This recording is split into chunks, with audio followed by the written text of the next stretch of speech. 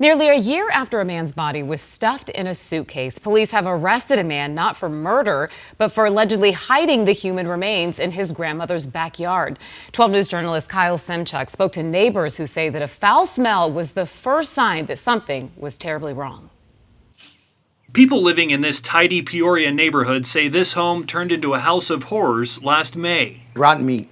Rotten meat. That's how Michael Branham describes the smell coming from the backyard. His neighbor, who spoke with us off camera, says the smell was so bad she called police. The police did say, yeah, it smelled like a dead body, but they couldn't do anything, so they left. 2 weeks later, on May 28th, police returned after a landscaper made a gruesome discovery. So they freaked out. They all ran out. And they went to this house right here across the street, went over there, and the landscaper didn't speak English that well.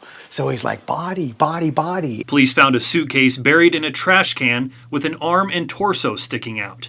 The person living at the home, 34-year-old Damian Camacho, was nowhere to be found. According to court documents, he had overdosed earlier that day and was in the hospital when detectives interviewed him. You knew he was on drugs because he was always in and out. There was always police coming in and out to the house. According to police, Camacho said he barely knew the man but let him stay at the home. Camacho and his girlfriend were living there after his grandmother moved out. After inviting the man inside, Camacho told police they all did drugs, mostly fentanyl, according to court documents. Hours later, Camacho found the man dead on a couch, foaming at the mouth. Yeah, I don't know why they didn't call 911 or anything. Instead, police say Camacho panicked and put the body in the trunk of his car, then moved it to a plastic bin.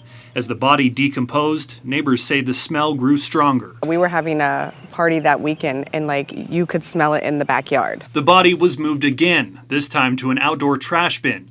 Camacho told police he and his girlfriend stripped naked and put on his grandmother's wigs to disguise themselves in case anyone saw them. The remains were so decomposed, detectives could not determine the person's race or sex.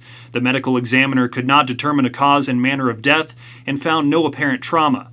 Camacho denied killing the man or forcing him to take drugs. He was arrested February 17th and charged with abandonment and concealment of a dead body. We're walking around doing our stuff every day, and there's a body 20 feet away, you know? It was just crazy. Court documents say Camacho told detectives he's still traumatized and wanted to apologize to the man's family.